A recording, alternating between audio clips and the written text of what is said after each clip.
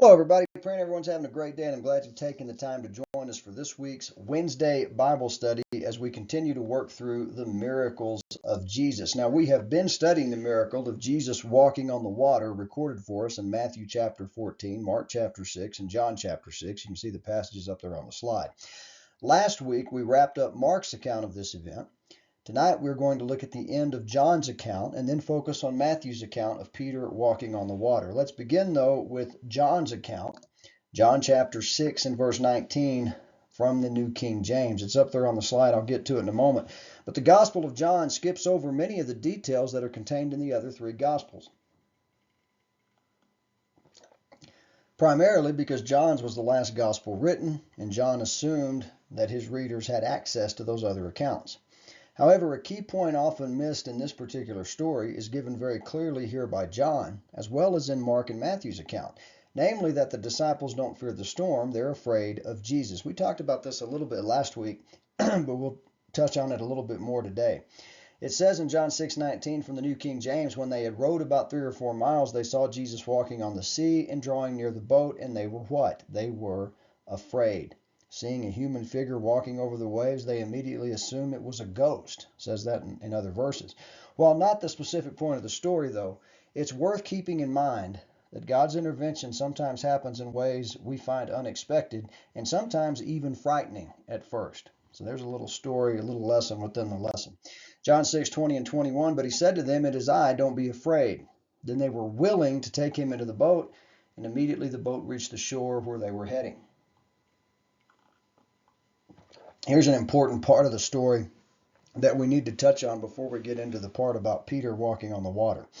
For Jesus, it was enough to announce his presence. It is I. We talked about that. He's identifying himself as God. He was with his disciples and would meet them in their frustration and fear. Jesus came to bring supernatural help and comfort to his disciples. His presence gave them what they needed, even though he came in an unexpected way. But these verses, especially verse 21, give us two important points that we do not need to overlook. First is the implication that Jesus would not come unless he was willingly received, Even as he walked on the Sea of Galilee, he waited to be welcomed into the boat. God will not force himself on you. He wants to be willingly received and invited into your life. If you don't want him in your life, he loves you enough to let you choose. The second point is this. Immediately the boat reached its destination. When they had willingly received him into the boat, the miraculous happened. Now, this was a remarkable miracle within the miracle. The work that was so frustrating a few moments before was suddenly accomplished. One could say that Jesus rescued his disciples from frustration and futility. Jesus wants us to work hard, but he never wants us to work in futility. Their work had not been a waste.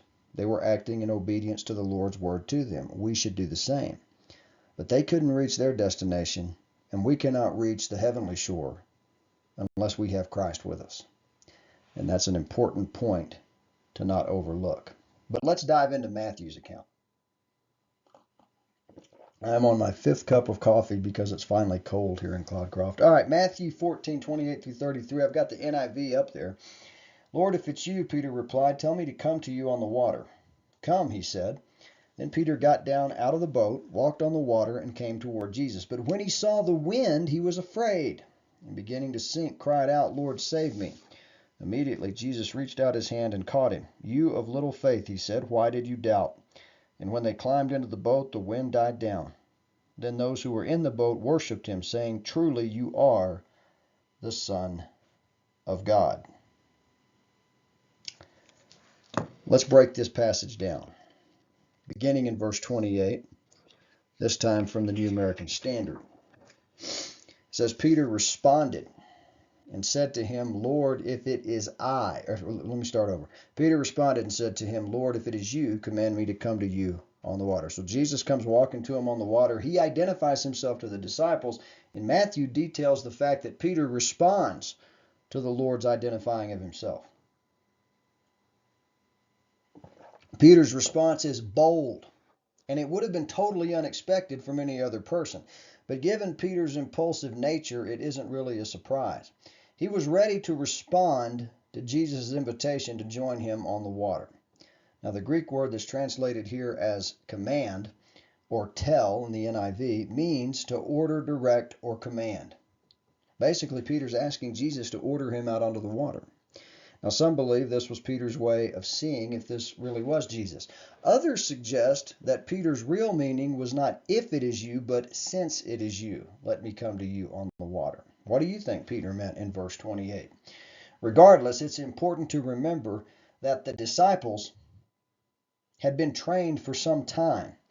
They had even been given power to do some of the miracles Jesus was doing. Matthew 10 and verse 1 tells us that Jesus called his 12 disciples to him and gave them authority to drive out impure spirits and to heal every disease and sickness. So what is more natural than for a fisherman who knew and respected the dangers of Galilee to want to follow Jesus in this new demonstration of supernatural power?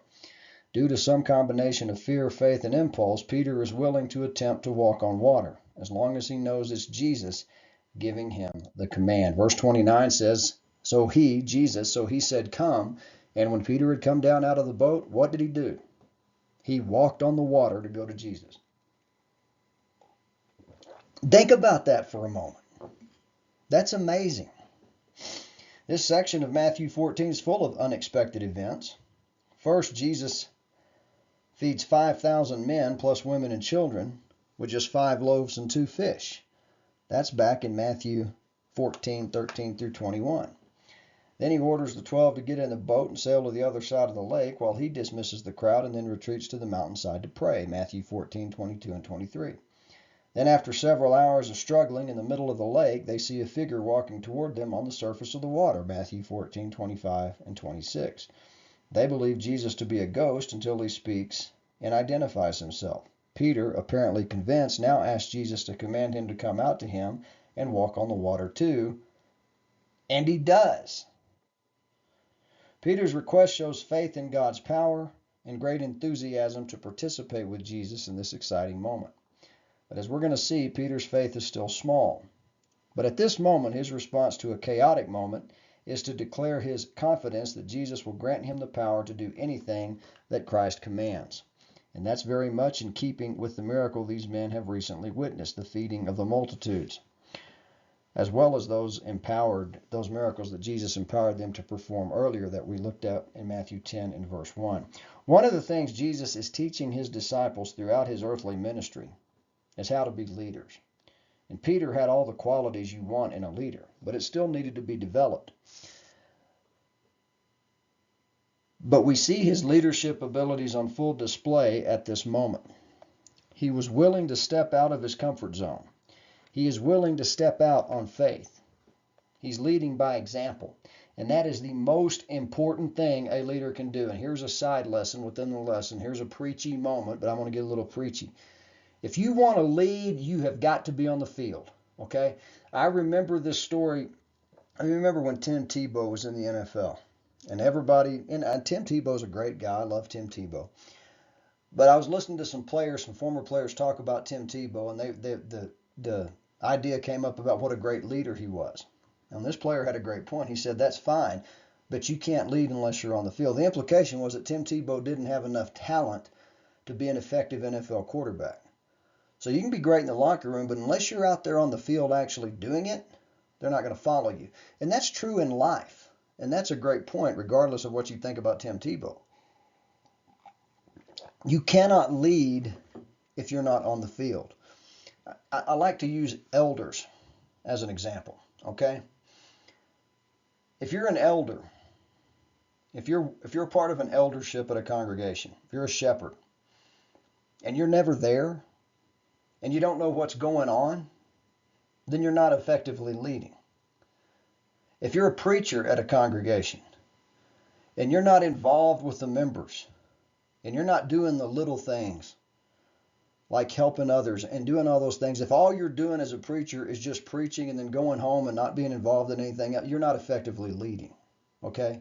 You can't lead if you're not on the field. You can't lead if you're not there. You can't lead if you're not willing to lead first by example.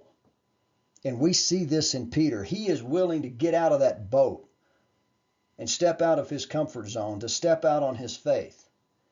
He is showing those other disciples what it means to lead. He's not there yet. He's got a long way to go. But boy, we get a great picture here of what Peter will someday become, and that is a great leader in the early church. And that's one of the things Jesus is teaching his disciples throughout his earthly ministry, is how to be leaders. And Peter had all of the qualities you want, but it still needed to be developed. But we see his leadership on full display at this moment, being willing to step out on faith. He's leading by example. And Jesus grants Peter's request. He says simply, "Come," and Peter obeys. He climbs out of the boat, and amazingly, he walks on the water. He does the impossible by the power of God. Just as an unachievable task of feeding thousands was accomplished through simple obedience, Peter does what should be hopelessly ridiculous by following the commands of Christ. This is a wonderful picture of walking in faith, showing that Peter was able to do the miraculous if he looked to Jesus. Matthew 14:30 from the ESV says, "But when he saw the wind, he was afraid, and beginning to sink, he cried out, 'Lord, save me.' When Jesus said, 'Come,' Peter climbed over the side of the boat and walked on the water." Aside from Jesus, no other person in human history had ever done such a thing, not even the greatest of Israel's prophets. But that moment of victory didn't last long. What made Peter sink? At some point between leaving the boat and making it to Jesus, Peter's human doubt caught up with his enthusiastic faith. Peter walked on the water but feared the wind. Such is human nature, often achieving great things and at fault in little things. Peter suddenly notices the ferocious wind and the size of the waves. Fear takes over his faith. And when he's trying to walk on water, there was no margin for error. Peter begins to sink, crying out to Jesus to save him. Now, it's important to notice that Peter's total confidence in the power of Jesus allowed him to walk on the water as Jesus did. It was fear replacing confidence which caused him to sink. But I want to point out, he had enough sense to cry out to the Lord. That's important. We don't want to overlook that. Let's go to verse 31. Immediately Jesus reached out his hand and caught him. "You of little faith," he said, "why did you doubt?" Several things are happening here. First, Jesus saves Peter, making the miracle of walking on the water even more impressive. Peter was sinking, and Jesus was able to take hold of him without sinking into the water himself. To do this, Jesus must have been firmly planted on top of the water. This must have been an amazing thing to witness. Second, Jesus once again counters our normal human expectations. He does not respond to Peter the way many might assume that he would or should. I want you to think about this. Peter has just walked on the water. He said, "Jesus, order me to come out onto the water." Jesus does. Peter obeys. And we're not told how far he walked, but we're told that he did it. He put his confidence in Jesus' power to work through him and make it possible for him to walk on the water. And no other person other than Jesus Christ has ever done such a thing. This is remarkable what he's done. It's remarkable. So we might expect Jesus to say, "Good job. Way to go." Or even, "Well done, but..." But Jesus offers no praise. After saving Peter from drowning, he says famously, "You of little faith." He rebukes Peter's lack of faith instead of praising the faith with which he began. And Jesus adds, "Why did you doubt?" As readers, we may be impressed by Peter's initial faith. Many a sermon, many a lesson has been taught about having the courage to get out of the boat like Peter did. But Jesus is more concerned about what stopped Peter from continuing to trust him. Jesus is more concerned with the fact that Peter didn't finish strong than he was impressed about how Peter started. Think about that for a moment. Think about it. It's about finishing strong. Scripture is filled with examples of those who started well but failed to finish strong. King Saul, King Asa, King Uzziah. There's the passages you can read about those men in. I encourage you to do that. All of those guys started off fast. None of them finished strong. But we also have examples of those who did finish strong. The Apostle Paul didn't start fast. In fact, he started off as a persecutor of the church, but he certainly finished strong. He writes in 2 Timothy 4:7, I have fought the good fight, I have finished the race, I have kept the faith. That's what Jesus is trying to teach Peter in this moment. He's trying to teach him how to keep the faith. He rebukes him, but he doesn't leave him. He rebukes his lack of faith, but he still saves him. Immediately Jesus reached out with his hand and took hold of him and said to him, You have little faith, why did you doubt? Peter walked on water in the power of God. What could have possibly made him think that he could not walk on water in the power of God once he had already begun to do it? The previous verse provides the answer. Peter's fear took over his faith. Fear was the point of weakness that kept him from continuing to trust Jesus to give him the power to do the impossible. Jesus' response may seem harsh, especially in our overly sensitive, easily offended society. But Jesus was really about displaying tough love at times to his disciples. And this pointed a bright light on what Peter needed to recognize if he was going to grow in his faith. Faith in Jesus makes anything possible, but fear can kill your faith. Or one might say that Peter's faith wasn't big enough to overcome his fear, and that's basically what Jesus said. You of little faith. Once Jesus rescued Peter, he spoke to Peter about his little faith. This little faith led to the doubt and distraction that made Peter sink under the wind and the waves. It was not the violence of the winds nor the raging of the waves which endangered his life, it was his little faith. Peter's little faith wasn't enough to overcome his great fear. Little faith is often found in places where we might expect great faith. But little faith is far too eager for signs. Little faith is apt to have too high an opinion of its own power. Little faith is too much affected by its surroundings and circumstances. Little faith is too quick to exaggerate the peril. Little faith sometimes relies on its own understanding. Jesus had given a great example of this type of little faith back in Matthew 13 in the parable of the sower, saying in verses 20 through 22 of that chapter that some people receive the word with great joy but quickly fall away because they have no roots. Others hear the word, but the worries of this life choke it out. Those folks have little faith. Yet Peter also shows us some of the strengths of little faith. Little faith is better than no faith. Little faith is true faith. Little faith can still be obedient faith. Little faith can still accomplish great things for a time. Little faith can grow into great faith over time.